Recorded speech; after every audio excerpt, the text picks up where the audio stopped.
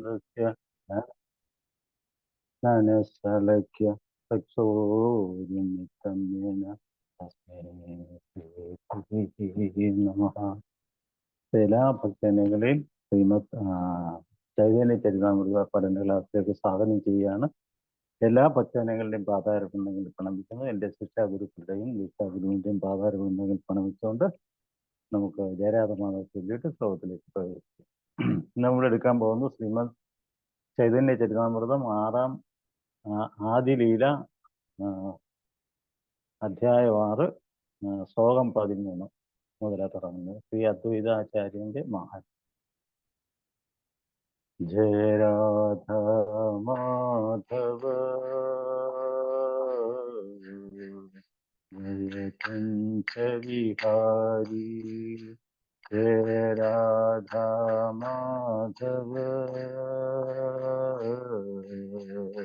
जय पंच विहारी जय गोपी जन वल्लभ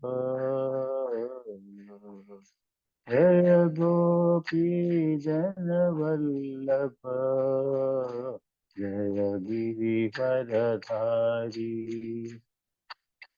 यशोदनन्दन व्रज जन रंजन यशोदनन्दन व्रज जन रंजन यशोदनन्दन व्रज जन रंजन यशोदनन्दन व्रज जन रंजन यमुना तीरवनचारी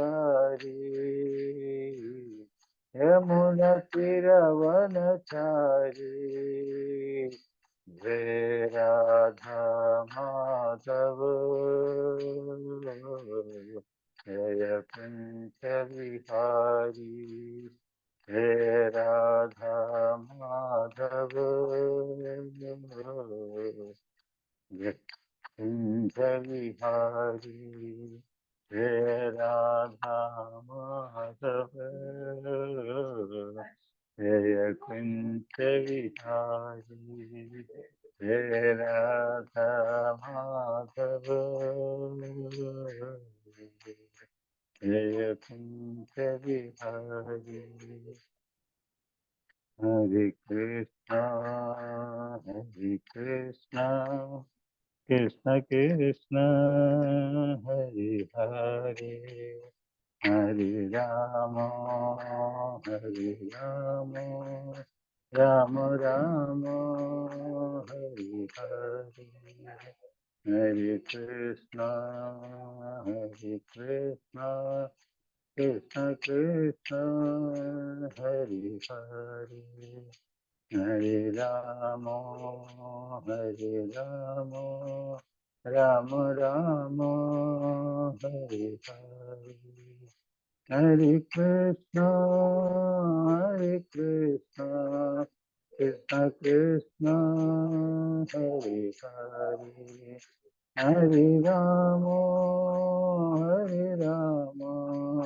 राम राम हरे हरे हरे कृष्ण कृष्ण कृष्ण हरे हरे हरे राम राम राम हरे हरे हरे कृष्ण कृष्ण कृष्ण हरे हरे हरे राम राम हरे हरे नित्य गौर हरि बोल हरि बोल हरि बोल नित्य गौर हरि बोल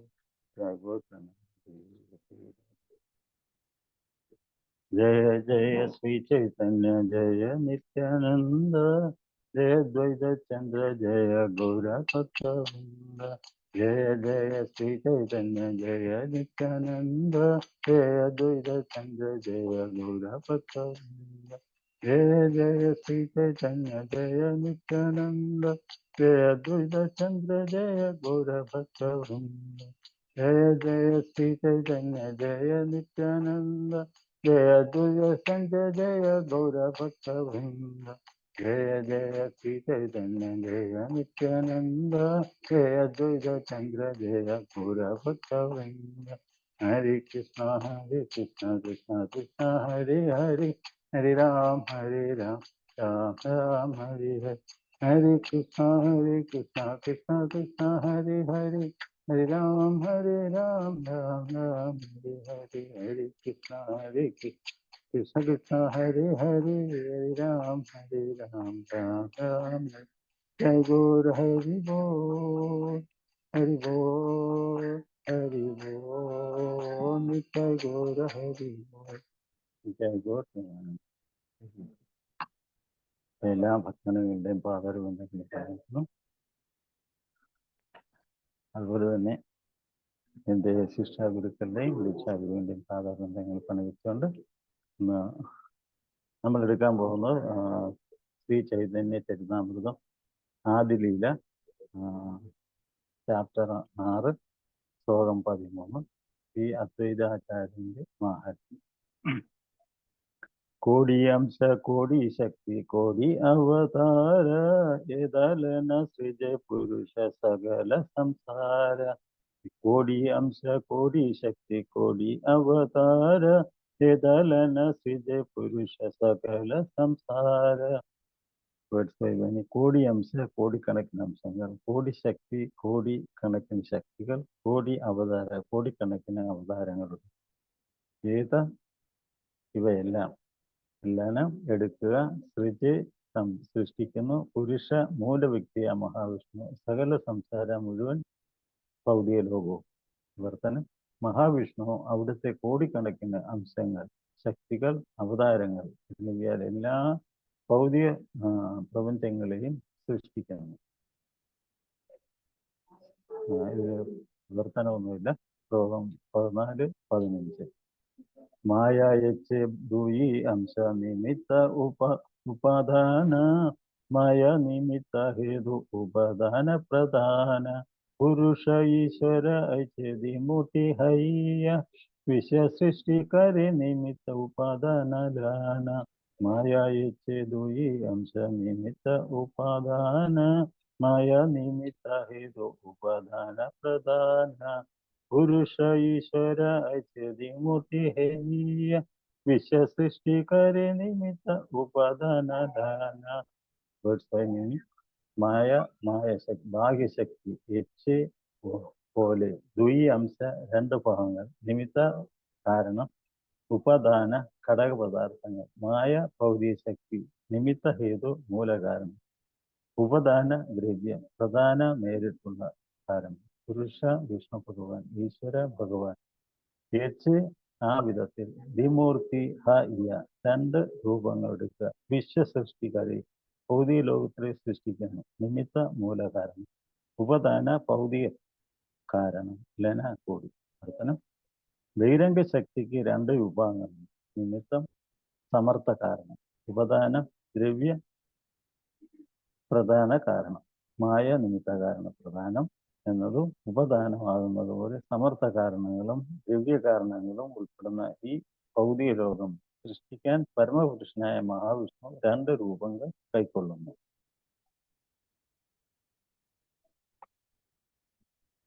ഭാവാർത്ഥം: സൃഷ്ടിയുടെ ആദി കാരണം കണ്ടെത്താൻ രണ്ട് തരത്തിലുള്ള ഗവേഷണങ്ങളുണ്ട്. ഒന്ന് നിർണമയമാണ്. സച്ചിദാനന്ദ രൂപമായ ഭഗവാൻ ഈ ഭൗതിക സൃഷ്ടിക്ക് പരോക്ഷ കാരണമാകുന്നു. കൂടാതെ വൈകുണ്ഠങ്ങൾ എന്നറിയപ്പെടുന്ന അനന്തമായ ആധ്യാത്മിക ഗ്രഹങ്ങളും ഗോലോകം എന്നറിയപ്പെടുന്ന സ്വകാര്യ ഭവനം ഉൾപ്പെടുന്ന ആധ്യാത്മിക ലോകത്തിന്റെ സൃഷ്ടി അവിടുന്ന് പ്രത്യക്ഷ കാരണമാകുന്നു. അതായത് രണ്ട് ആവിഷ്കാരമുണ്ട്: ഭൗതിക ലോകവും ആധ്യാത്മിക ലോകവും. ഭൗതിക ലോകത്തിൽ അസംഖ്യം ഗ്രഹങ്ങളും പ്രപഞ്ചങ്ങളും ഉള്ളതുപോലെ ആധ്യാത്മിക ലോകത്തിലും അസംഖ്യം ആധ്യാത്മിക ഗ്രഹങ്ങളും വൈകുണ്ഠങ്ങളും ഗോലോകവും ഉൾപ്പെടെ എണ്ണമറ്റ പ്രപഞ്ചങ്ങളും ഉണ്ട്. ഈ ഭൗതിക ആധ്യാത്മിക ലോകങ്ങളെല്ലാം കാരണം പരമോന്നതനായ ഭഗവാനാണ്. എന്നാൽ ഭൗതിക പ്രപഞ്ചം വിശദീകരിക്കാനാവാത്തതും അപ്രകടവുമായ ശൂന്യതയുടെ ആവിഷ്കാരമാണെന്നാകുന്നു രണ്ടാമത്തെ നിർണയം. ഈ വാദം അർത്ഥരഹിതമാണ്.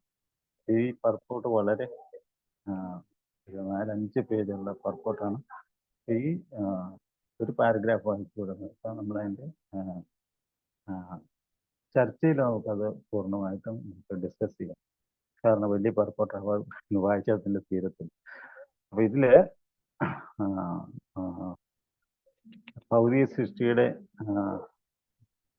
കാര്യത്തിലുള്ള നമ്മുടെ നാസ്തികരായിട്ടുള്ള, അല്ലെങ്കിൽ കപിലൻ എന്ന് പറഞ്ഞ ഒരു നാസ്തികനുണ്ടായിരുന്നു. അദ്ദേഹം അതിനെ എതിർക്കുന്ന ഭഗവാനല്ല ഭൗതിക സൃഷ്ടിയുടെ ആള് എന്നുള്ള രീതിയിൽ അദ്ദേഹം സംസാരിക്കുന്നത്.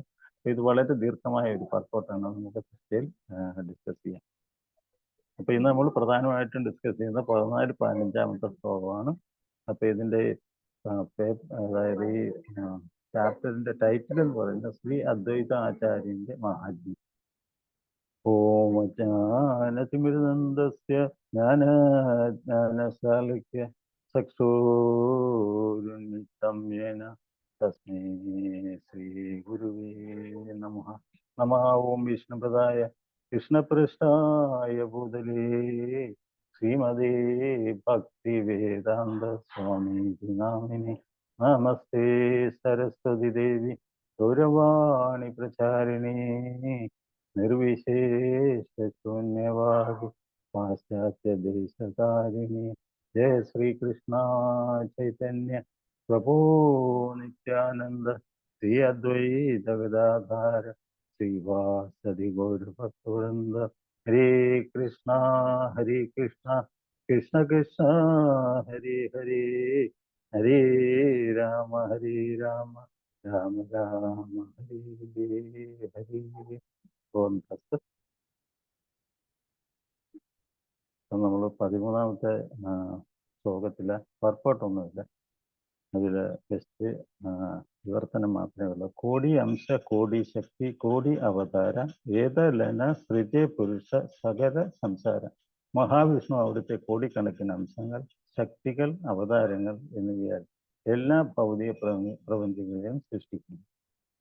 ശ്ലോകം 14-15. മായ ആഴ്ചേ ദ്വി അംശ നിമിത്ത ഉപാദാന മായ നിമിത്ത ഹേതു ഉപാദാന പ്രധാന പുരുഷ ഈശ്വര ഐച്ഛേദ്യമൂർത്തി കയ്യ വിശ്വസൃഷ്ടി കരേ നിമിത്ത ഉപാദാന ലന. അതായത് ബഹിരംഗ ശക്തി 2 വിഭാഗങ്ങളുണ്ട്: നിമിത്തം സമർത്ഥ കാരണം, ഉപദാനം ദ്രവ്യ പ്രധാന കാരണം.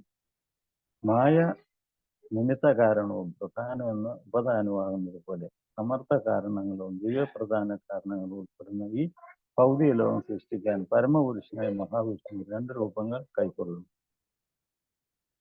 ഇതില് നേരത്തെ പറഞ്ഞതുപോലെ നാസ്തികരുടെ വാദങ്ങള്, അതായത് കപിലമുനി എന്ന് പറഞ്ഞൊരു നാസ്തികനുണ്ടായിരുന്നു. അദ്ദേഹം പറയുന്നത് അദ്ദേഹം ഭഗവാനാണ്. അയാളാണ് പറയുന്നത് എന്താണ് ഭൗതിക സൃഷ്ടി, അതായത് എന്ന് പറയുന്നത്, അദ്ദേഹം പറയുന്നത് ഭൗതിക ശക്തിയുടെ ഉൽപ്പന്നമാണ് ഭഗവാൻ എന്നാണ് പറയുന്നത്. പുള്ളി പറയുന്നത് ഭൗതിക ശക്തിയുടെ ഉൽപ്പന്നമാണ് ഭഗവാൻ എന്നാണ് പറയുന്നത്.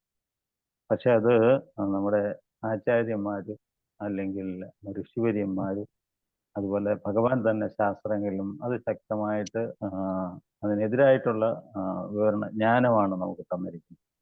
അപ്പൊ നമ്മുടെ ആചാര്യന്മാരും ഋഷിവര്യന്മാരും ഒക്കെ ഭഗവാൻ പറഞ്ഞ ജ്ഞാനത്തിലാണ് വിശ്വസിക്കുന്നതും അതനുസരിച്ചാണ് അവര് പ്രവർത്തിക്കുന്നതും അതുപോലെ തന്നെ ഇത് പ്രചരിപ്പിക്കുന്നതൊക്കെ ചെയ്യുന്നത്. കാരണം അതാണ് ശരിയായിട്ടുള്ള ജ്ഞാനത്തോടുകൂടിയുള്ള എന്താണ് ജ്ഞാന സൃഷ്ടി എന്ന് പറയുന്നത്. മറ്റേന്ന് പറഞ്ഞ മാനസികമായിട്ടുള്ളൊരു ഊഹാപോഹം എന്നുള്ള നിലയിലാണ്. അതുകൊണ്ട് ആരും അതിന് വലിയ ഇമ്പോർട്ടൻസ് ഒന്നും കൊടുത്തിട്ടില്ല. എന്നാലും അവർ പറയുന്ന കാര്യങ്ങളും നമ്മളത് ഇവിടെ ഡിസ്കസ് ചെയ്യാം. അപ്പൊ എല്ലാവർക്കും ഇത് അദ്വൈത ആചാര്യൻ എന്ന് പറയുന്നത് നമുക്ക് എല്ലാവർക്കും അറിയാം. പഞ്ചതത്വത്തില് നമ്മൾ ആദ്യം കാണുന്ന വ്യക്തിയാണ് അദ്വൈത ആചാര്യൻ എന്ന് പറയുന്നത്.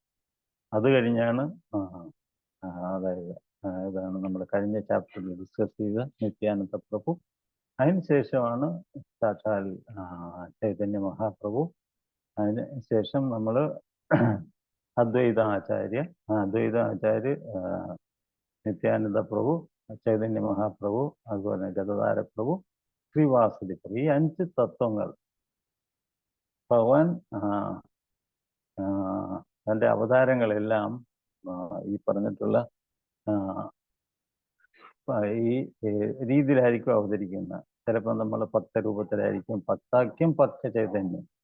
ചിലപ്പോൾ ഭക്തന്റെ രൂപത്തിലായിരിക്കും, അല്ലെങ്കിൽ അതുപോലെ തന്നെ ഭക്ത ചൈതന്യത്തിലായിരിക്കും ഭഗവാന്റെ അവതാരങ്ങളൊക്കെ വരുന്നത്. അപ്പൊ ഇതിൽ ഈ ചൈതന്യ അവതാരം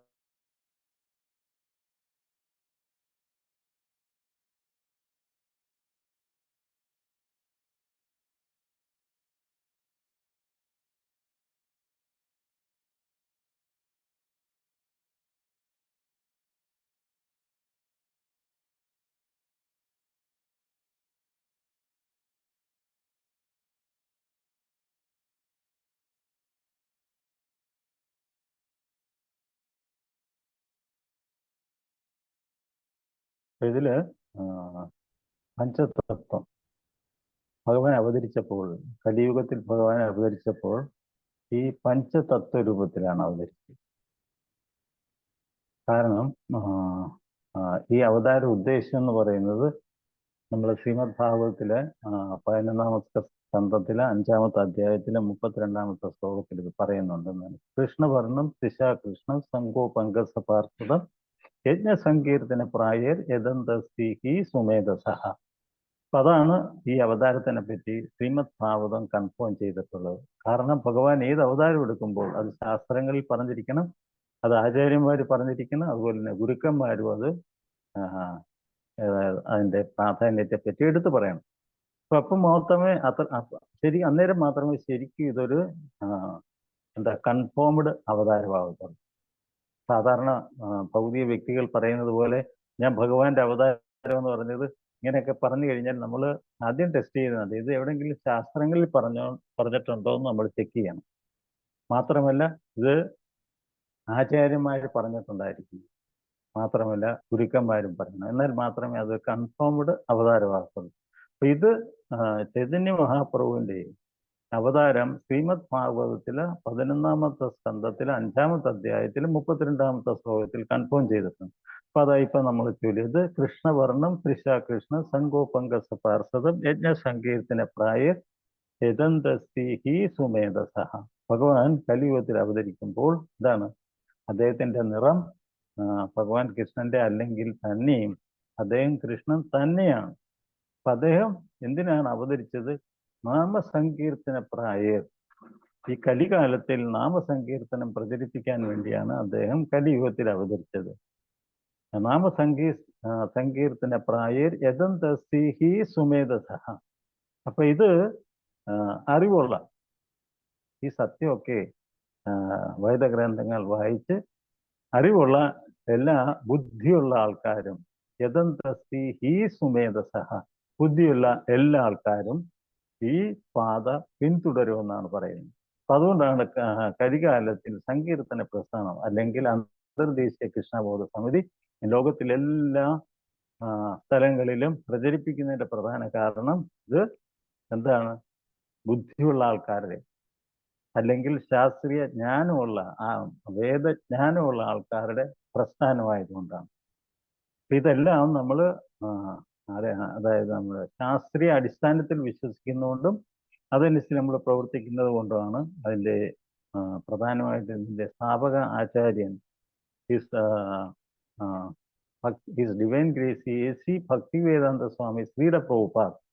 അദ്ദേഹം തൻ്റെ 70-ാമത്തെ വയസ്സിലാണ് ഈ പ്രസ്ഥാനം അമേരിക്കയിൽ പോയി തൻ്റെ ഗുരുവിൻ്റെ നിർദ്ദേശപ്രകാരം 1965 അമേരിക്കയിൽ പോവുകയും 1966 അദ്ദേഹം ഈ പ്രസ്ഥാനം അമേരിക്കയിൽ എസ്റ്റാബ്ലിഷ് ചെയ്യുകയും അങ്ങനെ അത് പ്രചരിപ്പിക്കുകയും ചെയ്തു.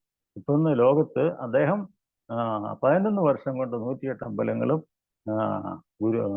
എന്താണ് ഈ ഗുരുശാലയും അങ്ങനെ കുറെ ഇതൊക്കെ ഉണ്ടാക്കിയ ശേഷം അദ്ദേഹം എന്താണ്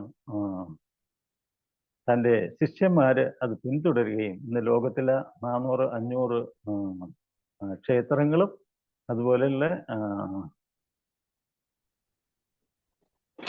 ആശ്രമങ്ങളും ഒക്കെയുള്ള വലിയ മഹാപ്രസ്ഥാനമാണ്. ലോകത്തിലെ 100ഓളം ഭാഷകളിൽ തന്നെ അദ്ദേഹം എഴുതിയ ഭഗവത്ഗീത യഥാരൂപം, അതുപോലെ തന്നെ ഭാഗവതം, ചൈതന്യ ചരിതാമൃതം ഒക്കെ പരിഭാഷപ്പെടുത്തിയിട്ടുണ്ട്.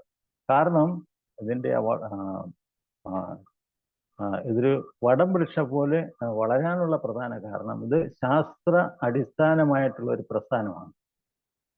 അപ്പൊ അതുകൊണ്ടാണ് ഇതിന്റെ പ്രധാനമായിട്ട്. അപ്പൊ ഇന്നത്തെ സബ്ജക്റ്റ് എന്ന് പറയുന്നത്, നമ്മുടെ ചാപ്റ്റർ എന്ന് പറയുന്നത് ശ്രീ അദ്വൈത ആചാര്യന്റെ മഹാത്മ്യമാണ്. ഗ്ലോറീസ് ഓഫ് അദ്വൈത ആചാര്യ. നമുക്ക് എല്ലാവർക്കും അറിയാം, ഈ പഞ്ചതത്വത്തിൽ ആദ്യം നിൽക്കുന്നതാണ്. ഇപ്പൊ ഭഗവാൻ കലിയുഗത്തിൽ അവതരിച്ചപ്പോൾ തൻ്റെ സന്തത സഹചാരികളുമായിട്ടാണ് അദ്ദേഹം വന്നത്. ഇതിൽ ആദ്യത്തെ വ്യക്തിയാണ് അദ്വൈത ആചാര്യ. അത് സാക്ഷാൽ മഹാവിഷ്ണുവാണ്. അത് കഴിഞ്ഞ് നിൽക്കുന്നത് ബലദേവാണ്, നിത്യാനന്ദ പ്രഭുവാണ്. അദ്ദേഹം ഭഗവാന്റെ മൂത്ത സഹോദരനാണ്. അതായത് കൃഷ്ണാവതാരത്തില് ബലരാമായിട്ട് അവതരിച്ച അതേ വ്യക്തി തന്നെയാണ്.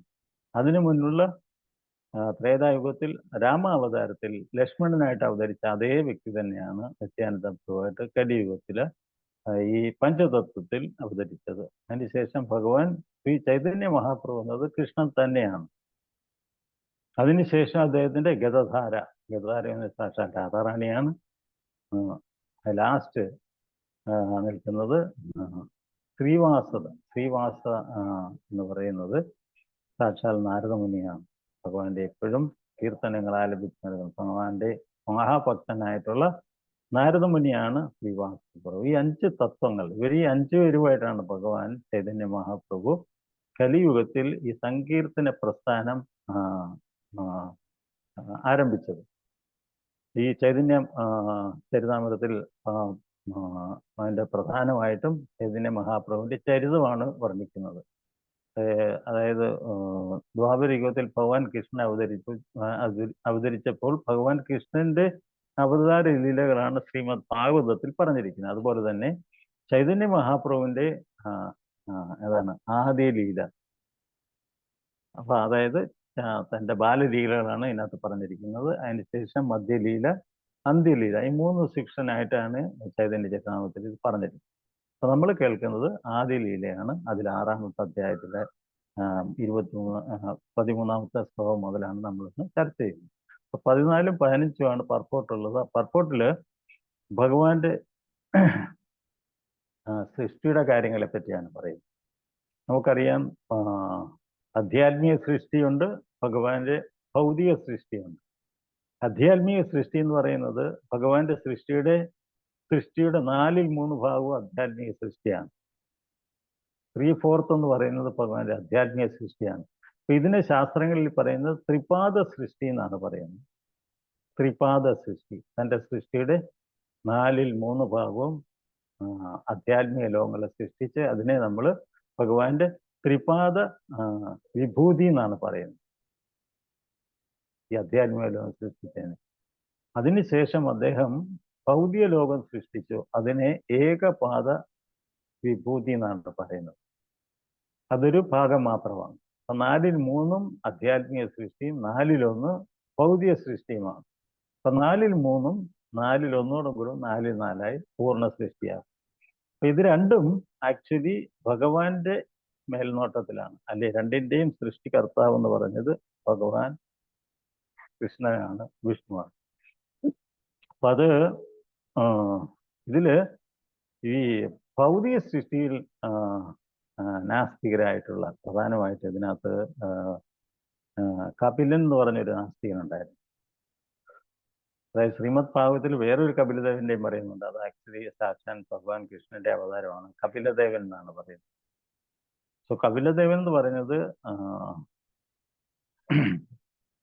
ദേവഹൂതിയുടെ മകനാണ്. അതെന്ന് പറയുന്നത് ഭഗവാൻ കൃഷ്ണന്റെ അവതാരമാണ്. പക്ഷെ ഈ കപിലൻ എന്ന് പറയുന്ന നാസ്തികനായിട്ടുള്ള ഒരാളാണ്. അപ്പൊ അവര് നമുക്കറിയാം,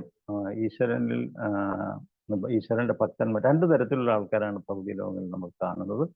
ഒന്ന് സുരന്മാരും അസുരന്മാരും.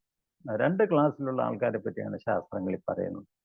അതില് ഈശ്വരവിശ്വാസികളും ഈശ്വരവിശ്വാസവും ഇല്ലാത്ത ആൾക്കാർ, അവരെ ഈശ്വരവിശ്വാസികളെ സുരൻ എന്ന് പറയുന്നു, ഈശ്വര വിശ്വാസമില്ലാത്തകളെ അസുരന്മാരെന്ന് പറയുന്നത്, നാസ്തികരെന്ന് പറയുന്നു. അപ്പൊ ഇതില് ഈ ഭൗതിക സൃഷ്ടിയില് ഈ നാസ്തികര് പറയുന്നത് പ്രധാനമായിട്ടും കപിലനെ പോലുള്ള നാസ്തികരായിട്ടുള്ള ആൾക്കാരും അതുപോലെ തന്നെ ഈ എന്താണ് ശാസ്ത്രജ്ഞന്മാർ ഇവരൊക്കെ പറയുന്നത് ഭൗതിക സൃഷ്ടിയുടെ ഒരു ഉൽപ്പന്നമാണ് ഭഗവാൻ എന്നാണ് അവർ പറയുന്നത്. നമ്മൾ ശാസ്ത്രത്തിൽ പറയുന്നതിന് നേരെ വിരുദ്ധമായിട്ടാണ് അവർ പറയുന്നത്. അവർ പറയുന്നത് ഭൗതിക സൃഷ്ടി എന്ന് പറയുന്നത് അത് എന്താണ് ഭൗതിക സൃഷ്ടിയുടെ ഉൽപ്പന്നമാണ് ഭഗവാൻ എന്ന് പറയുന്നത്. പക്ഷെ ഭഗവത്ഗീതയിൽ ഭഗവാൻ പറയുന്നത് 7-ാമത്തെ അധ്യായത്തിൽ പറയുന്നത് അങ്ങനെയല്ല. എന്താണ് ഭൂമി അനലോ വായു കമ്പന ബുദ്ധിയെ വെച്ച അഹങ്കാരം ഇതിന് ഭിന്ന പ്രകൃതി അധിഷ്ഠിത. പക്ഷെ ഭഗവത്ഗീതയിൽ ഭഗവാൻ പറയുന്നത് എന്താണ് പഞ്ചഭൂതങ്ങൾ ഭൂമി അനലോ വായു കമ്പന ബുദ്ധിയെ വെച്ച, അതായത് പഞ്ചഭൂതങ്ങളും മനസ്സും ബുദ്ധിയും അഹംഭാവവും ഈ 8 ദ്രവ്യങ്ങൾ കൊണ്ടാണ് ഞാൻ ഭൗതിക ലോകം സൃഷ്ടിച്ചെന്ന് വളരെ വ്യക്തമായിട്ട് ഭഗവത്ഗീതയിൽ പോകാൻ പറയുന്നുണ്ട്. പക്ഷേ ഇതൊക്കെ കേട്ടിട്ടും ഈ നാസ്തികരായിട്ടുള്ള ഈ ആൾക്കാര് അവർ പറയുന്നത് എന്താണ്, ഇത് ശരിയല്ല. എന്താണ് അവർ പറയുന്നത് ഭൗതിക ലോകം ഭൗതിക പ്രകൃതിയുടെ സൃഷ്ടിയാണെന്നാണ് പറയുന്നത്. അവർ പറയുന്നത് ഭൗതിക പ്രകൃതിയുടെ സൃഷ്ടിയാണ്, അത് ഭഗവാന്റെ സൃഷ്ടിയല്ല എന്നാണ് അവർ പറയുന്നത്. അത് കാരണം എന്താണ്, അവർ പറയുന്നത് ഭഗവാനും ഭൗതിക പ്രകൃതിയുടെ ഒരു സൃഷ്ടിയായിട്ടാണ് അവർ കാണുന്നത്. അവരാ രീതിയിലാണ് അവരുടെ ഇത് ശരിക്കും ഒരു എന്താണ് ഒരു ജ്ഞാനപരമായിട്ടുള്ളൊരു ഉപദേശമല്ല ഇത്. ഇതൊരു മെന്റൽ, നമ്മൾ പറയത്തില്ല, ഒരു മാനസികമായിട്ടുള്ള ഊഹാപോഹം എന്ന് നമുക്ക് പറയാം. മെന്റൽ സ്പെക്കുലേഷനാണ്. കാരണം ഈ ഭൗതിക ലോകത്ത് വന്ന് കുറെ ഭൗതിക ജ്ഞാനമൊക്കെ കിട്ടുമ്പോൾ ഈ രീതിയിലൊക്കെ ആൾക്കാർ ചിന്തിക്കാറുണ്ട്. അപ്പൊ നമുക്കറിയാം പല നാസ്തികരായിട്ടുള്ള ആൾക്കാരുണ്ട്. ഇങ്ങനെ നമ്മൾ ഏറ്റി കോവൂര് നമ്മളെ കേട്ടിട്ടുണ്ട്. പ്രഭാതയൊക്കെ ജീവിച്ചിരിക്കുന്ന സമയത്തൊക്കെ ഒരു വ്യക്തിയായിരുന്നു അദ്ദേഹം. അദ്ദേഹം വലിയ എന്താണ് ഈ പറഞ്ഞിട്ടുള്ള ഒരു നാസ്തികനായിരുന്നു. അദ്ദേഹം ഇങ്ങനെ പല വെല്ലുവിളികളൊക്കെ ചെയ്യാറുണ്ടായിരുന്നു. അതായത് ദ്രവ്യങ്ങൾ കൊണ്ടാണ്, ഭൗതിക വസ്തുക്കൾ കൊണ്ടാണ് നമ്മൾ സൃഷ്ടി നടത്തുന്നതാണ്, ദ്രവ്യം മാറ്റർ കൊണ്ടാണ് സൃഷ്ടി നടത്തുന്നതാണ് എന്നാണ് ഇവർ പറയുന്നത്.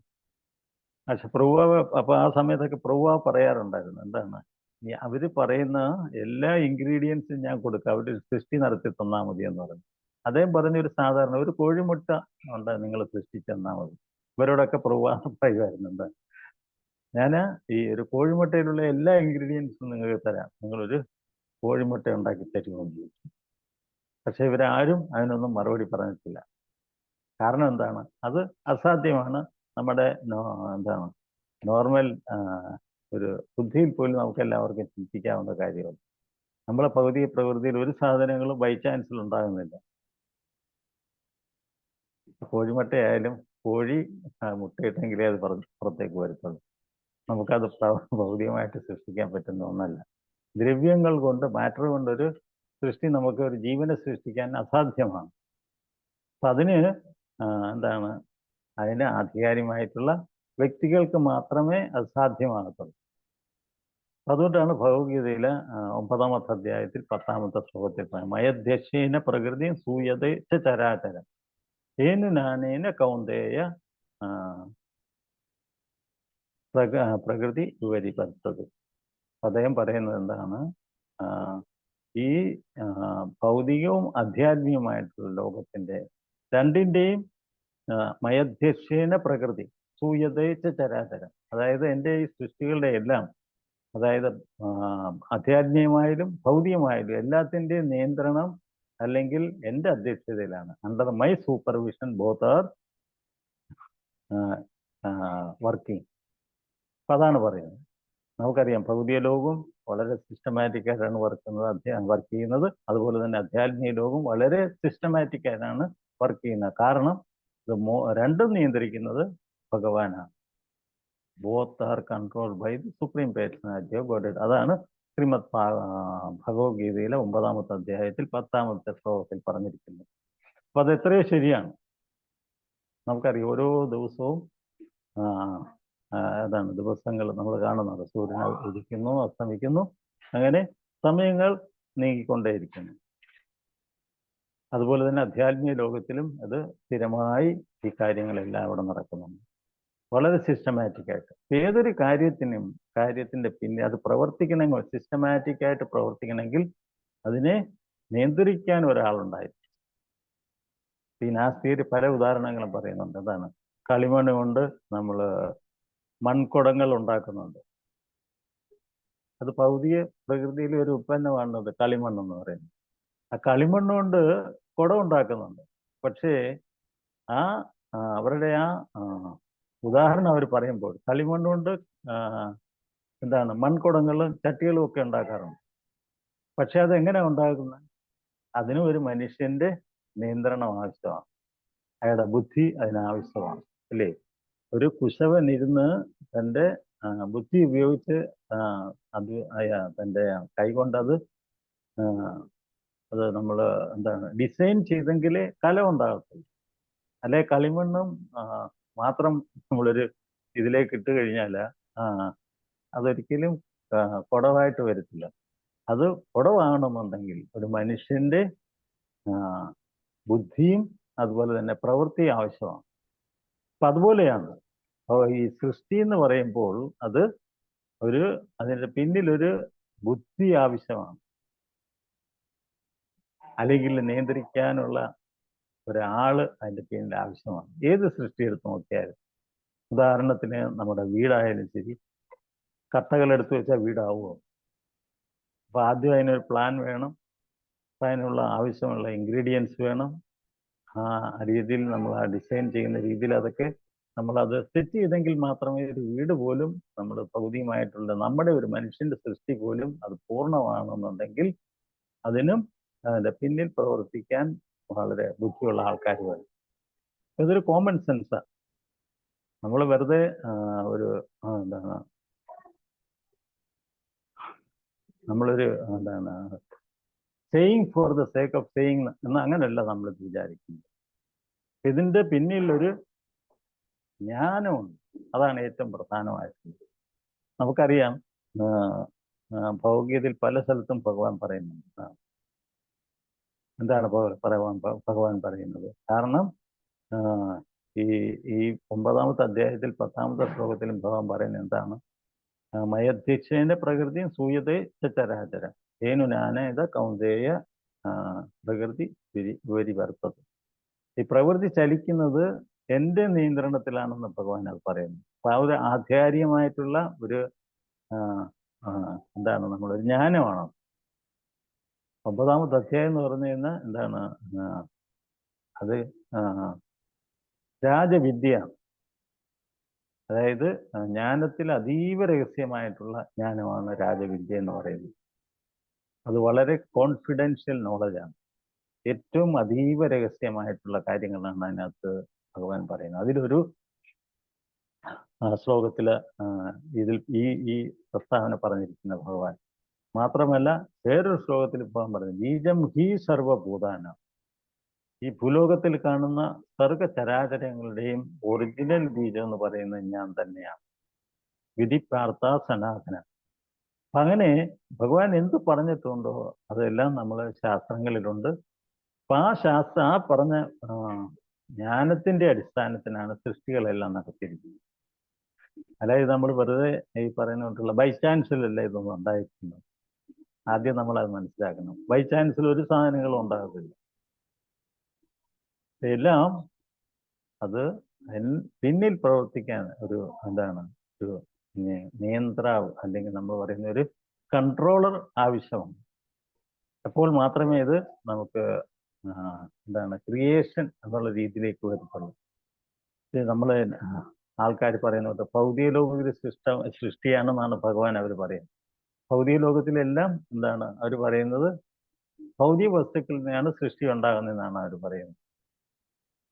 അവർ പറയുന്ന വൃക്ഷങ്ങൾ വളരുന്നു, മറ്റുള്ള ജീവജാലങ്ങൾ വളരുന്നു, മനുഷ്യന് വളരുന്നു. അവർ പറയും മനുഷ്യരൊഴിച്ച് എല്ലാം വളരുന്നുണ്ടല്ലോ ഭൂമിയിൽ, അതൊക്കെ എങ്ങനെ വളരുന്നതാണ് ചോദിക്കുന്നത്.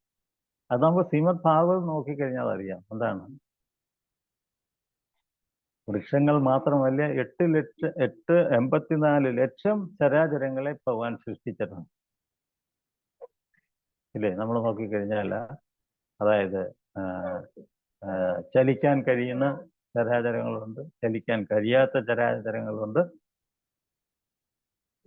അതുപോലെ തന്നെ ജലത്തിൽ ജീവിക്കുന്ന ചരാചരങ്ങളുണ്ട്, അതുപോലെ തന്നെ അഗ്നിയിൽ ജീവിക്കുന്ന ചരാചരങ്ങളുണ്ട്.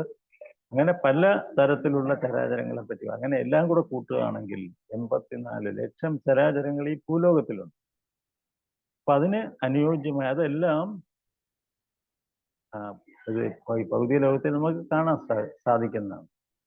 അപ്പൊ ഇത് ആധികാരികമായിട്ട് ശ്രീമദ് ഭാഗവത്തിൽ പറഞ്ഞിട്ടുണ്ട്. അതിന്റെ കണക്കുകളുടെ പറഞ്ഞിട്ടുണ്ട്. എത്ര ചരാചരങ്ങളുണ്ട്, എത്ര ബോഡി ഭൗതിക ലോകത്തിലുണ്ട്, അതെല്ലാം പറഞ്ഞിട്ടുണ്ട്. അപ്പൊ അതെല്ലാം ഒരു അതിനെല്ലാം ശരിയായ ആധികാരികമായിട്ടുള്ള തെളിവുകളുണ്ട് ഇതിൻ്റെയൊക്കെ അടിസ്ഥാനത്തിൽ. അതായത് നാസ്തികർ പറയുന്ന പോലെ നമ്മൾ എന്താണ്, എല്ലാം ഭൗതിക പ്രകൃതിയുടെ ആവിഷ്കാരമാണെങ്കിൽ, അങ്ങനെ ആയിരുന്നെങ്കിൽ എത്രയോ നല്ലതായിരുന്നു. ഭൗതിക പ്രകൃതിയുടെ ആവിഷ്കാരമായിരുന്നെങ്കിൽ ഇതെല്ലാം എത്രയോ നല്ലതായിരുന്നു. നമുക്ക് വീടുകളൊക്കെ തന്നെ ആവിഷ്കരിക്കാൻ പറ്റുമെന്നുണ്ടെങ്കിൽ എത്രയോ നല്ലതായിരുന്നു അങ്ങനെയുള്ള കാര്യം. അപ്പൊ നാസ്തികരുടെ പ്രധാനമായിട്ട് ഇതിനകത്ത് പറയുന്ന ഡിസ്കഷൻ വരുന്നത്, ഇതിനകത്ത് പറയുന്നത് എന്താണ്, ഭഗവാന്റെ സൃഷ്ടി എന്ന് പറയുന്നത്.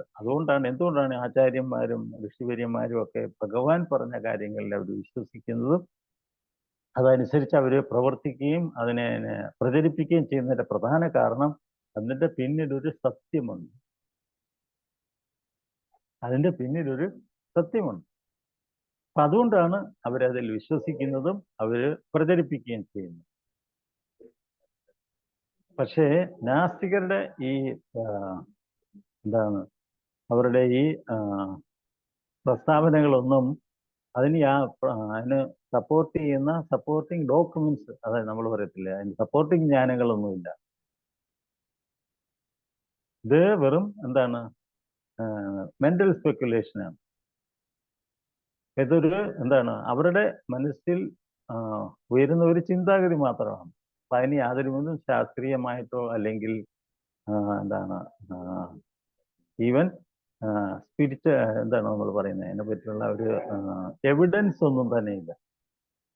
അപ്പൊ അങ്ങനെയുള്ള ജ്ഞാനമൊന്നും ശരിക്കും എന്താണ്, ഈവൻ നമുക്ക് പ്രത്യക്ഷ പ്രമാണം, നമ്മൾ നേരിൽ കാണുന്ന ചില സത്യം പോലും ശരിയല്ല. നമ്മുടെ കൺമുമ്പിൽ കാണുന്ന കാര്യമാണ്.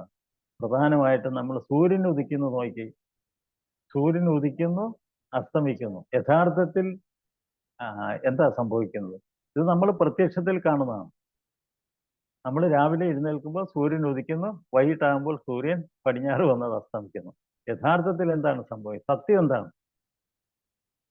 ഭൂമിയാണ് കറങ്ങുന്നത്, സൂര്യൻ ഒരിടത്താണ് നിൽക്കുന്നത്, അതാണ് സത്യം. പക്ഷേ നമ്മൾ പ്രത്യക്ഷത്തിൽ കാണുന്ന എന്താണ്? സൂര്യൻ ഉദിക്കുന്നു അസ്തമിക്കുന്നു. യഥാർത്ഥത്തിൽ സത്യം എന്താണ്? സൂര്യൻ ഒരിടത്ത് സ്ഥായിയായിട്ട് നിൽക്കുന്നു, ഭൂമിയാണ് ചുറ്റിക്കൊണ്ടിരിക്കുന്നത്. അപ്പൊ നമ്മൾ പ്രത്യക്ഷത്തിൽ കാണുന്ന സത്യം പോലും ശരിക്കും ആധികാരികമായിട്ടുള്ള സത്യമല്ല. അപ്പൊ അങ്ങനെ ഇവൻ പ്രത്യക്ഷ പ്രമാണങ്ങളും പോലും സത്യമല്ലെന്നിരിക്കെ മാനസിക ഊഹാപോഹങ്ങൾ നമുക്ക് എങ്ങനെ സത്യമാണെന്ന് പറയാൻ പറ്റും? അപ്പൊ അതാണ് നമ്മുടെ ആചാര്യന്മാരുടെയും ഗുരുക്കന്മാരുടെയും ഉള്ള ആൾക്കാർ പ്രധാനമായിട്ടും ഭഗവാന്റെ പ്രസ്താവനകൾ അല്ലെങ്കിൽ ആത്മീയ എന്താണ് ഗ്രന്ഥങ്ങളിൽ പറഞ്ഞ കാര്യങ്ങൾ അവർ വിശ്വസിക്കുന്നതിന്റെ കാരണം അത് പരമസത്യമാണ്. അത് പരമസത്യമാണ്. കാരണം എന്താണ്? അത് എത്രയോ വർഷങ്ങളായി സ്ഥായിയായിട്ട് നിൽക്കുന്ന സത്യം. എത്രയോ വർഷങ്ങളായിട്ട് സ്ഥായിയായിട്ട് നിൽക്കുന്ന സത്യമാണ്. അപ്പൊ അതാണ് പ്രധാന കാരണം. പക്ഷെ നാസ്തികര് പറയുന്നു, നാസ്തികര് പറഞ്ഞതിന് യാതൊരു അടിസ്ഥാനമായിട്ടുള്ള യാതൊന്നും, അതിന് യാതൊരു സപ്പോർട്ടും ഇല്ല. അവർ പറയുന്ന കാര്യം യാതൊരു സപ്പോർട്ടും ഇല്ല. കാരണം നമുക്ക് അത് എക്സ്പെരിമെന്റ് ചെയ്ത് അവർക്ക് പ്രൂവ് ചെയ്യാനുള്ള കഴിവ് പോലും അവർക്കില്ല. ഇത്രയും വർഷങ്ങളായി ഇപ്പം ഭൗതിക പ്രകൃതിയുടെ സൃഷ്ടിയാണെങ്കിൽ, ചരാചരങ്ങളെ സൃഷ്ടിക്കാൻ ആണെന്ന് അവർ പറയുകയാണെങ്കിൽ അപ്പൊ എത്രയും നല്ലതായിരുന്നു അവർക്കത് എക്സ്പെരിമെന്റ് ചെയ്ത് കാണിക്കാമായിരുന്നു. ഇത്രയും വർഷമായിട്ട് നമ്മളത് കണ്ടിട്ടില്ല. ഈവൻ ഒരു കോഴിമുട്ട പോലും അവർക്ക് പ്രഭാത് ചോദിച്ച നിങ്ങൾക്ക് ഞാൻ ഈ കോഴിമുട്ടയിലുള്ള എല്ലാ ഇൻഗ്രീഡിയൻസ് കെമിക്കൽസ് എന്തൊക്കെയുണ്ടോ അതെല്ലാം ഞാൻ തരാം, നിങ്ങളൊന്ന് ഒരു കോഴിമുട്ട ഉണ്ടാക്കി തന്നു. പക്ഷെ ഒരുത്തരും മുന്നോട്ട് വന്നില്ല. AT കോവിഡ് പോലുള്ള വലിയ വലിയ നാസ്തികരായിട്ടുള്ള ആൾക്കാരുണ്ട്. അവരൊന്നും ഇത് ഇവർ ചെയ്യാൻ തയ്യാറായിട്ട് മുന്നോട്ട് വന്നില്ല. അപ്പൊ അവരൊരു കാര്യം പറയുകയും പക്ഷെ അത് ഇവർക്ക് പ്രൂവ് ചെയ്യാൻ പറ്റാതിരിക്കുകയും ചെയ്യും. അത് ശാസ്ത്രങ്ങളിൽ പറയുന്നു, അത് പരമസത്യമായിട്ട് ഇന്നും നിലനിൽക്കുന്നു.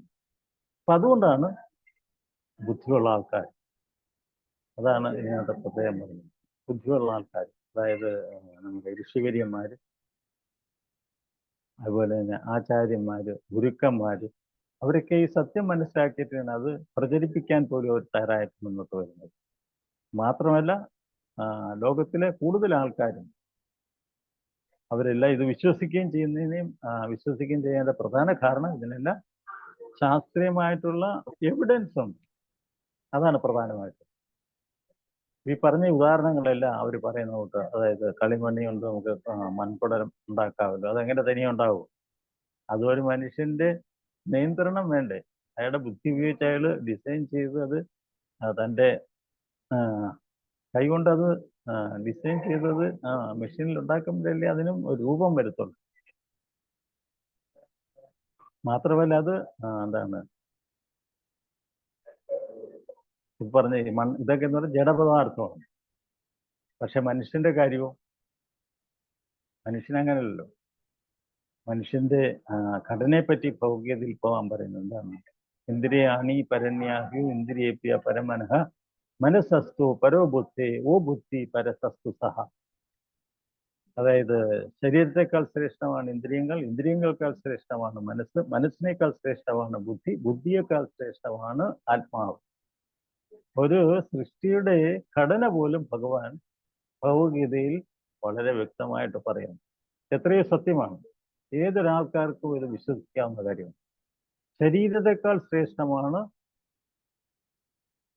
ഇന്ദ്രിയങ്ങൾ. നമ്മുടെ നമ്മുടെ നല്ല സുന്ദരമായിട്ടുള്ള ശരീരമുണ്ട്, പക്ഷെ കണ്ണും കാതും കേൾക്കുന്നില്ല. ആ ശരീരം കൊണ്ട് എന്തെങ്കിലും നമുക്ക് ചെയ്യാൻ പറ്റുമോ?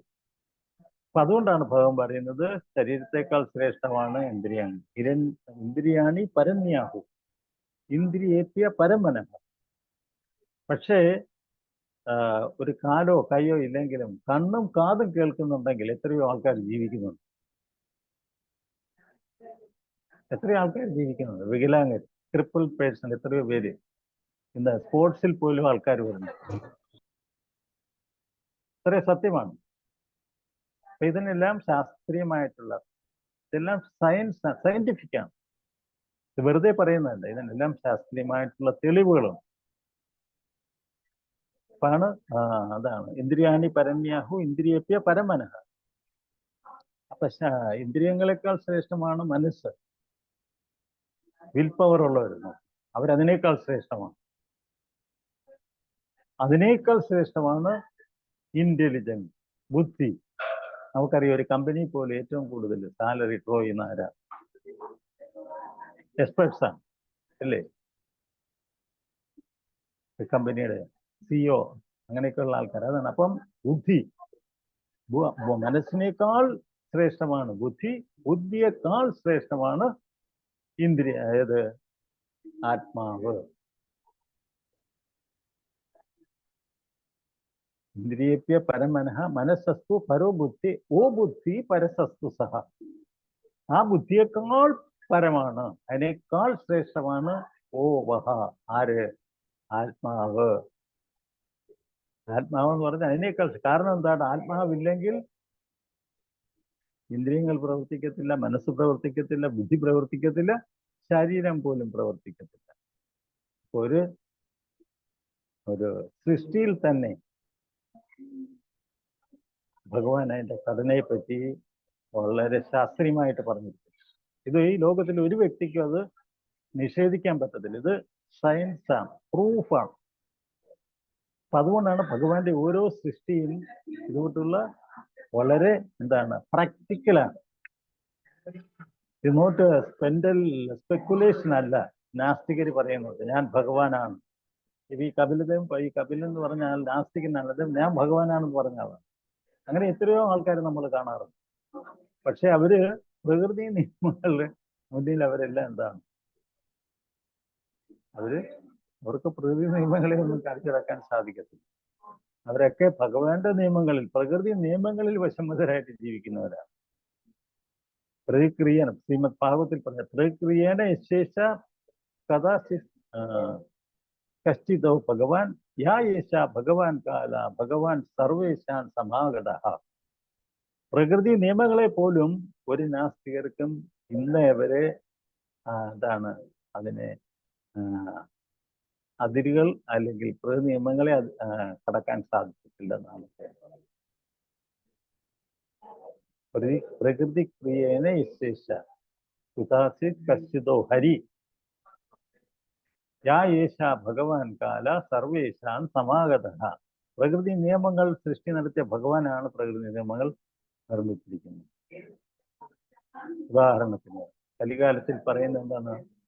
പ്രായേണ നമ്മൾ പറയുന്നുണ്ട്, ശ്രീമദ് ഭാഗവതത്തിൽ വളരെ കാണുന്നു ചിലർ പലതുമായും കാണുന്നില്ല മരിക്കുന്നു എങ്കിലും, കാണുന്നില്ല മരിക്കുമെങ്കിലും കാൺകിലും ഒരു നൂറ്റാണ്ടിനകത്ത് ഇല്ലെന്നേ ഒരു നാരായണന്റെ. വളരെ സിമ്പിളായിട്ട് പറഞ്ഞിരിക്കുന്നതാണ്. നമ്മളെല്ലാവരും വിചാരിക്കുന്നത് എന്താണ്? കാണുന്നു ചിലർ പലതുമായി, നമ്മൾ പല ഉപായങ്ങൾ കണ്ട് നമ്മൾ ജീവിക്കുന്നു, പക്ഷെ കാണുന്നില്ല മരിക്കുന്നില്ല, കാണുന്നില്ല മരിക്കുന്നതെങ്കിലും. പക്ഷെ നമ്മൾ ആരെങ്കിലും വിചാരിക്കുന്നുണ്ടോ നാളെ മരിക്കുമെന്ന്? ആരും വിചാരിക്കുന്നില്ല. കാൺകിലും ഒരു നൂറ്റാണ്ടിനകത്ത് ഇല്ലെന്നേ വരും നാരായണന്റെ. പക്ഷെ ഇത് ഒരു 100 വയസ്സിനുള്ളിൽ 100 വർഷത്തിനുള്ളിൽ ഇത് സംഭവിക്കും. അതിന് യാതൊരു സംശയമില്ല. ഈ സ്റ്റേറ്റ്മെന്റ് എന്തെങ്കിലും സംശയം ഉണ്ടായിട്ടുണ്ട്? സോ ഭഗവാന്റെ ഓരോ കാര്യങ്ങളും എല്ലാം എന്താണ്? It is very practical, it is very scientific. ഈ പറഞ്ഞ കാര്യങ്ങൾ നോക്കി എത്ര സിസ്റ്റമാറ്റിക് ആയിട്ട് നടക്കുന്നത്. ഒരു നൂറ്റാണ്ടിനുള്ളിൽ നമ്മളെല്ലാവരും ഈ നിയമങ്ങൾക്ക് നമ്മൾ വശംവദരാകുവാണ്, യാതൊരു സംശയവുമില്ല. അപ്പൊ ഭഗവാന്റെ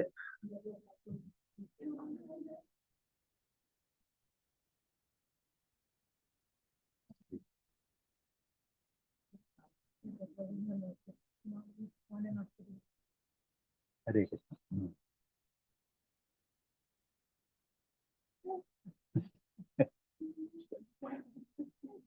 ഹരേ കൃഷ്ണ. അപ്പൊ ഇതാണ് ഭഗവാന്റെ സൃഷ്ടിയുടെയും ഭഗവാന്റെ കാര്യങ്ങളെല്ലാം ഇതാണ്. It is very scientific. അപ്പൊ അങ്ങനെയുള്ള കാര്യങ്ങൾ നമ്മൾ ഈ പറഞ്ഞിട്ടുള്ള നാസ്തികരും അവർ പറയുന്ന താൽക്കാലികമായിട്ടുള്ള അല്ലെങ്കിൽ അവരുടെ ഈ പറഞ്ഞിട്ടുള്ള സയന്റിസ്റ്റ് ഇതൊക്കെ നമ്മൾ കാണുന്നുണ്ട്. നമ്മൾ ഡോക്ടർമാർ, നമ്മൾ ചികിത്സിക്കുന്ന ഡോക്ടർമാർ, ഇതെല്ലാം അവരെല്ലാവരും ഈ പറഞ്ഞിട്ടുള്ള പ്രകൃതി നിയമങ്ങൾക്ക് എന്താണ്, ഇവർക്കെല്ലാം അതിനെല്ലാം എന്താണ് വേറാൾ ഈക്വലി എന്താണ് ആപ്ലിക്കബിൾ. ഭഗവാന്റെ സൃഷ്ടിയും ഭഗവാന്റെ സൃഷ്ടി നിയമങ്ങളും എല്ലാം എല്ലാവർക്കും ഈക്വലി ആപ്ലിക്കബിളാണ്. അപ്പൊ അതിൽ നമ്മൾ ഈ പറഞ്ഞ ഈവൻ മെറ്റീരിയലി പഫ്ഡായിട്ടുള്ള ആൾക്കാർക്കെന്നോ അല്ലെങ്കിൽ ഈവൻ നമുക്കറിയാം പല ആൾക്കാരും ഇതൊക്കെ വെല്ലുവിളിച്ചിട്ടുണ്ട്. ഈ കൊണ്ട് നെപ്പോളിയൻ ബോണപ്പാർട്ട് ലോകം മൊത്തം കീഴടക്കിയ ഒരു വ്യക്തിയായിരുന്നു അദ്ദേഹം. പക്ഷെ അദ്ദേഹം എന്താണ്, ഒരു പനി വന്നാണ് അദ്ദേഹം മരിച്ചത്. അതുപോലെ തന്നെ ഐ ആം ദി സ്റ്റേറ്റ് എന്ന് ഡിക്ലെയർ ചെയ്ത വ്യക്തിയാണ് ഹിറ്റ്ലർ. സോ അയാൾ പോലും ഭഗവാന്റെ ഈ പറഞ്ഞിട്ടുള്ള പ്രകൃതി നിയമങ്ങൾക്ക് അത് അദ്ദേഹം സൂയിസൈഡ് ചെയ്തത്. ഐ ആം ദി സ്റ്റേറ്റ് എന്ന് പറഞ്ഞ ആളാണ്. ഈ ലോകം എന്ന് പറഞ്ഞ ഞാനാണെന്ന് പറഞ്ഞ വ്യക്തിയാണ്. ഈസ് അനദർ എന്താണ് atheist person. Napoleon Bonaparte is another atheist person. ഈ conquered almost all the countries. അപ്പൊ അവസാനം അദ്ദേഹം എന്താ പറഞ്ഞത്? തൻ്റെ അനുയായികളോട് പറഞ്ഞ് എൻ്റെ ബോഡി കൊണ്ടുപോകുമ്പോൾ, ഈ കോഫിൻ കൊണ്ടുപോകുമ്പോൾ എൻ്റെ 2 കൈകളും പുറത്തേക്ക് ഇടണമെന്ന് പറഞ്ഞു. എന്താ പറഞ്ഞത് അങ്ങനെ?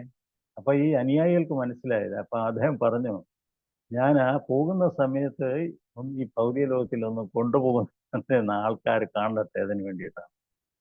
ഈവൻ ദോ ഈ concord almost all the countries, അതായത് ലോകത്തിലുള്ള എല്ലാ രാജ്യങ്ങളും കോൺകേർഡ് ചെയ്തെങ്കിൽ പോലും, പക്ഷേ പോയപ്പോൾ അയാൾ ഒന്നും കൊണ്ടുപോയില്ല. അത് ലോകത്തെ കാണിക്കാൻ വേണ്ടിയിട്ടാണ് പറയുന്നത്. അപ്പൊ എല്ലാവരും കാണട്ടെ, ഞാൻ ഈ ലോകം കീഴടക്കിയെങ്കിലും ഒരു തരി മണ്ണ് പോലും എനിക്ക് കൊണ്ടുപോകാൻ കഴിഞ്ഞില്ല. ഇതൊക്കെയാണ് നമ്മൾ എന്താണ് എന്താണ് ശാശ്വതമായിട്ടുള്ള സത്യങ്ങളാണ്. അപ്പൊ അതുകൊണ്ടാണ് നമ്മുടെ ആചാര്യന്മാരും ഗുരുക്കന്മാരും ഒക്കെ ഋഷിവര്യന്മാരും ഒക്കെ ഇത് സത്യമാണ്, അനുഭവത്തിന്റെ അടിസ്ഥാനത്തിൽ, ജ്ഞാനത്തിന്റെ അടിസ്ഥാനത്തിൽ അവരെല്ലാം അത് കൺവിൻസ് ചെയ്തു. അതുകൊണ്ടാണ് അവരെല്ലാം ഇത് എന്താണ് വിശ്വാസത്തോടുകൂടി ഇത് അവരുടെ ജീവിതം തന്നെ ഇത് പ്രചരിപ്പിക്കുകയൊക്കെ ചെയ്തത്. അപ്പൊ അത് നമ്മൾ ഇങ്ങനെയുള്ള ഇതില് നമുക്ക് അതിൻ്റെ കൂടുതലായിട്ട് നമ്മൾ ഡീപ്പായിട്ട് പോവുകയാണെന്നുണ്ടെങ്കിൽ ഭഗവത്ഗീതയിൽ തന്നെ ഇതിൻ്റെ അത് പറയുന്നുണ്ട്. ഭൗതിക സൃഷ്ടിയിൽ 24 ഘടകങ്ങൾ, അതായത് ജ്ഞാനേന്ദ്രിയങ്ങൾ, കർമ്മേന്ദ്രിയങ്ങൾ, അതുപോലെ തന്നെ അതായത് പഞ്ചഭൂതങ്ങൾ, ബുദ്ധി, മനസ്സ്, വിദ്യാഹംഭാവം, അങ്ങനെയുള്ള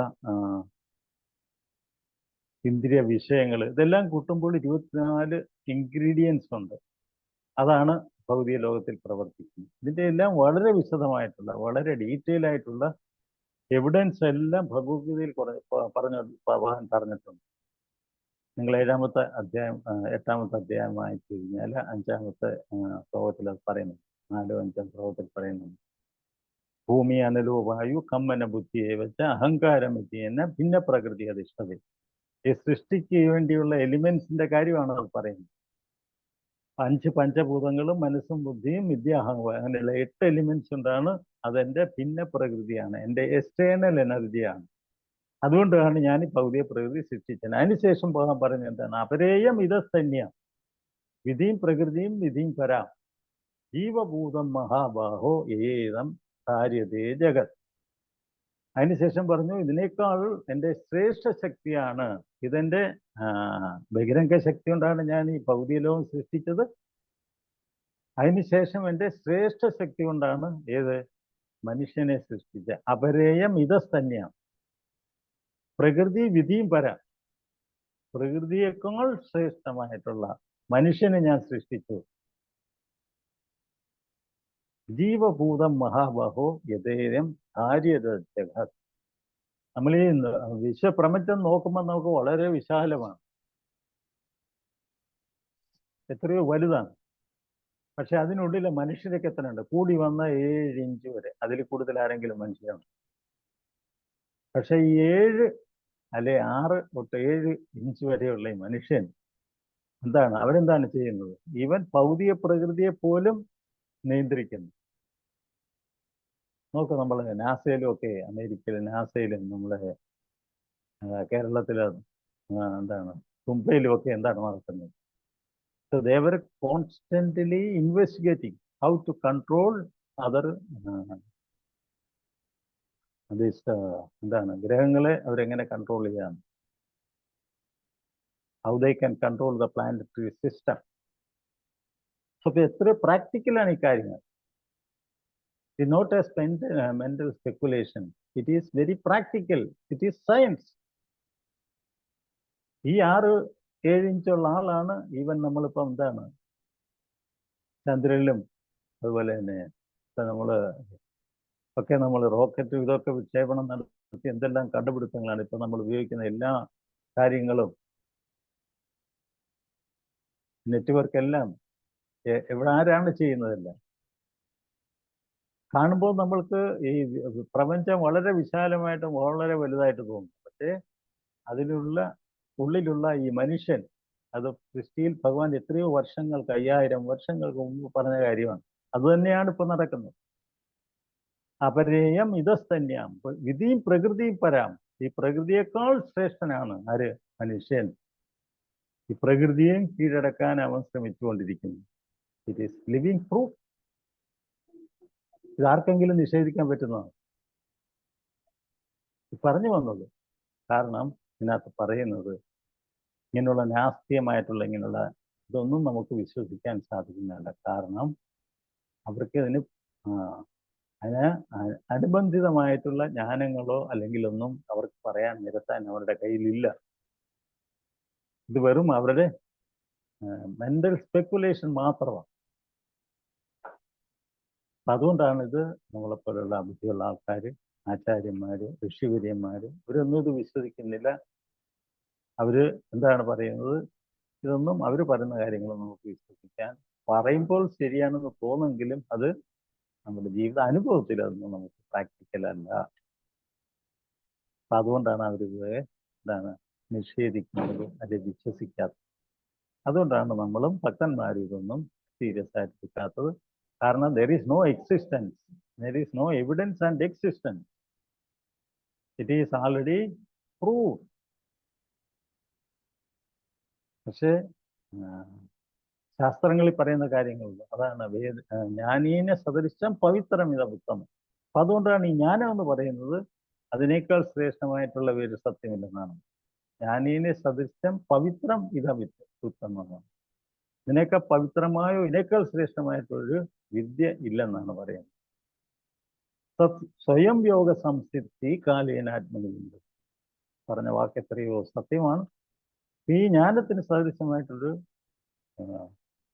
അതിനേക്കാൾ പവിത്രമായിട്ടുള്ള വേറെ ഒരു ജ്ഞാനമില്ല. മാത്രമല്ല ഇത് ഓരോരുത്തർക്കും സ്വയം ബോധ്യപ്പെടുന്ന കാര്യമാണ്. സ്വയം യോഗ സംസിദ്ധി കാലേനാത്മനിയുണ്ട്. നിങ്ങൾ ചെയ്യുന്ന ഓരോ സ്പിരിച്വൽ ആക്ടിവിറ്റീസും അതിൻ്റെ റിസൾട്ട് നിങ്ങൾക്ക് കാലക്രമത്തിലാണ്. സ്വയം യോഗ സംസിദ്ധി കാലേനാത്മനി വിന്തതി. കാലക്രമത്തിലാണ് ഇതിൻ്റെ എല്ലാം റിസൾട്ട് നമുക്ക് മനസ്സിലാക്കാൻ സാധിക്കുന്നത്. നിങ്ങൾ ആധ്യാത്മികമായിട്ടുള്ള കാര്യങ്ങളൊക്കെ ചെയ്യുന്നു, നിങ്ങൾ നോക്ക്, നാമം ചൊല്ലുന്നു, ഭഗവാന്റെ പൂജ ചെയ്യുന്നു, ഭഗവാനെ പറ്റിയുള്ള ഗ്രന്ഥങ്ങൾ ഭഗവത്ഗീത, ഭാഗവതമൊക്കെ വായിക്കുന്നു. അപ്പം നിങ്ങൾക്ക് സ്വയം ബോധ്യപ്പെടും അതുകൊണ്ടുള്ള എന്താണ് ബെനിഫിറ്റ്സ് എന്താണ്. നിങ്ങൾ മറ്റൊരാളോട് ചോദിക്കേണ്ട കാര്യമില്ല. യു ഹിംസെൽഫ് ദാൻ കൺവിൻസ് ഇല്ലേ? നമുക്ക് തന്നെ അത് ബോധ്യപ്പെടും എന്താണ് എന്തെല്ലാം അത്യാത്മകമായിട്ടുള്ള നേട്ടങ്ങളാണ് ഭഗവാന്റെ നാമം ചൊല്ലിയ നമുക്ക് എന്തെല്ലാം ബെനിഫിറ്റ്സ് ആണ് ഉണ്ടാകുന്നത്. അങ്ങനെയുള്ള ഭഗവാനെ സേവിച്ചാൽ നമുക്ക് എന്തെല്ലാം സേവങ്ങളാണ് ബെനിഫിറ്റ്സ് ആണ് ഉണ്ടാകുന്നത്. അതുപോലെ തന്നെ ഈ ശാസ്ത്രങ്ങൾ, ഭഗവത്ഗീത, ഭാഗവതം ഇങ്ങനെയുള്ള അധ്യാത്മിക ഗ്രന്ഥങ്ങൾ വായിച്ചാൽ നമുക്ക് എന്തെല്ലാം ബെനിഫിറ്റ്സ് ആണ് ഉണ്ടാകുന്നത്. അതിനെപ്പറ്റി നമ്മൾ ഓരോരുത്തരും ബോധ്യപ്പെടുന്നു. നമ്മളെല്ലാവരും ബോധ്യപ്പെട്ടുകൊണ്ടിരിക്കും.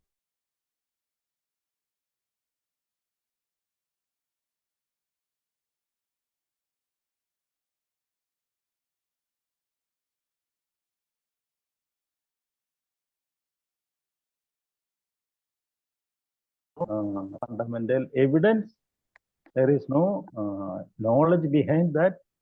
It is all mental, simply mental speculations. So അതുകൊണ്ടാണ് that is why people are not accepting or believing. പക്ഷേ നമ്മൾ ഇതിൽ ശ്രീമദ് ഭാഗവത്തിൽ പറയുന്നത് എന്താണ്? നാരായണ പരോവേദ ദേവ നാരായണാന്തര, നാരായണ പരലോക നാരായണ പരാമഖ. അതായത് ഇതെല്ലാം സാക്ഷാൽ നാരായണന്റെ, അതായത് എന്താണ് വേദഗ്രന്ഥങ്ങളുടെ കാരണഭൂതനും പൊരുളും പരമോന്നതായ ഭഗവാനായ പരമദിവ്യത്വം പുരുഷനാകുന്നു. അദ്ദേഹത്തിന്റെ ശരീരത്തിൽ വിഭിന്ന അംശങ്ങളെ പോലെ ഭഗവാനെ സേവിക്കാൻ ഉദ്ദേശിച്ചിട്ടുള്ളതാണ് നമ്മുടെ ഇന്ദ്രിയങ്ങൾ. വിഭിന്ന ലോകങ്ങളിലെ ഭഗവാന് വേണ്ടിയുള്ളതാണ്. വിഭിന്ന യജ്ഞങ്ങളും യാഗങ്ങളും അദ്ദേഹത്തിനെ പ്രസാദിപ്പിക്കാൻ വേണ്ടിയിട്ടുള്ളതാണ്. നാരായണ പരോയോഗ, നാരായണ പരത്തപ, നാരായണ പരജ്ഞാന, നാരായണ പരാഗതി. അങ്ങനെയുള്ള നാരായണനെ ആയിട്ട് കണക്ട് ചെയ്യുന്നതാണ് യഥാർത്ഥ യോഗ എന്ന് പറയുന്നത്. അദ്ദേഹത്തെ അറിയാൻ വേണ്ടി തപശ്ചര്യ ചെയ്യുന്നതാണ്, ദാറ്റ് ഈസ് ദ തപശ്ചര്യ. അതുപോലെ നാരായണ പരജ്ഞാനം, നമ്മുടെ Bhagavad Gita, Bhagavatam, this is truth about the supreme personality of God. നാരായണ പരാഗതി, അങ്ങനെയുള്ള ഭഗവാനിലേക്ക് നമ്മൾ എത്തിച്ചേരാനുള്ള വഴിയാണ് ദാറ്റ് ഈസ് ഡിവോഷണൽ സർവീസ് എന്ന് പറയുന്നത്. അത് അൾട്ടിമേറ്റ് ഗോൾ ഓഫ് ലൈഫ് എന്ന് പറഞ്ഞാൽ to going back to godhead. അതാണ് നമ്മുടെ ശാസ്ത്രങ്ങളിൽ പറയുന്നത്. So it's all very scientific and Vedic evidence. അപ്പം അതുകൊണ്ടാണ് നമ്മൾ ബുദ്ധിയുള്ള ആൾക്കാർ നേരത്തെ പറഞ്ഞതുപോലെ ഈ അദ്വൈത ആചാര്യ എന്ന് പറയുമ്പോൾ ആ വിഷ്ണുവിൻ്റെ അവതാരമാണ്. അപ്പം അദ്ദേഹം നിരന്തരം യമുനയെ പോയി കുളിച്ച് പ്രാർത്ഥിക്കുമായിരുന്നു. എന്തിനാണ്? ഭഗവാന്റെ കലിയുഗത്തിൽ ഭഗവാൻ വരാൻ വേണ്ടി, ഈ ഭൗതിക ലോകത്തിലുള്ള ആൾക്കാരെ രക്ഷിക്കാൻ വേണ്ടി അദ്ദേഹം ദിവസവും ഗംഗയിൽ പോയി കുളിച്ച് പ്രാർത്ഥിക്കുമായിരുന്നു. ഗംഗാഞ്ജലി എടുത്ത് കളിച്ചിട്ട് അദ്ദേഹം പ്രാർത്ഥിക്കുമായിരുന്നു ഭഗവാൻ എത്രയും പെട്ടെന്ന് വരണേ ഈ ഭൗതിക ലോകത്തെ രക്ഷിക്കാൻ വേണ്ടി. അപ്പം അതായിരുന്നു അദ്വൈത ആചാര്യ എന്ന് പറയുന്നത്. അദ്ദേഹത്തിന്റെ പ്രാർത്ഥന. അതുപോലെ ഭഗവാൻ സച്ചി മാതായുടെ ഗർഭത്തിൽ ജനിച്ചപ്പോൾ, അതായത് സച്ചി മാതാവ് കൺസീവ് ചെയ്തപ്പോൾ അദ്വൈത ആചാര്യ അവരുടെ വീട്ടിൽ ചെന്ന് എന്ത് ചെയ്തു? അവരെ സച്ചി മാതായെ ജഗന്നാഥ് മിശ്രയും പ്രദക്ഷിണം ചെയ്തു. അവരുടെ അച്ഛൻ്റെ ആചാര്യനായിരുന്ന വ്യക്തിയാണ് അദ്വൈതാചാര്യ. പക്ഷേ സച്ചിമാത അദ്വൈതാചാര്യ ഭഗവാനെ കൺസീവ് ചെയ്തപ്പോൾ ഈ അദ്വൈതാചാര്യ അവരെ പ്രദക്ഷിണം വെച്ചു. തൻ്റെ പേരൻസിന് പ്രായമായിട്ടുള്ള ആളുകൾ ഈ സച്ചിമാതയെയും ജഗന്നാഥ് മിശ്രയും പ്രദക്ഷിണം ചെയ്ത് വന്നിച്ചു. കാരണം എന്താണ്? അദ്ദേഹം മനസ്സിലായി സാക്ഷാൽ ചൈതന്യ മഹാപ്രഭു ഭൗതിക ലോകത്തിൽ അവതരിച്ചു എന്നുള്ള സത്യം അദ്ദേഹത്തിന് മനസ്സിലായി. അതുകൊണ്ടാണ് അദ്ദേഹം അനുഗ്രഹിക്കുകയും ചെയ്തത്. ഞാനിവിടെ ഈ രണ്ട് ഞാനിവിടെ ഉപസംഹരിക്കാൻ ആർക്കെങ്കിലും സംശയങ്ങളുണ്ടെങ്കിൽ ചോദിക്കാം. ഹരേ കൃഷ്ണ. ഹരേ കൃഷ്ണ.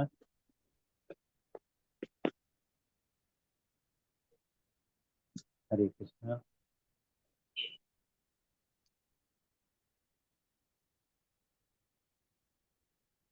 श्री गुरुदेव की प्रभुपाद के श्री चैतन्य प्रभुपाद निरंतरादि अनंत कोटि वैष्णव।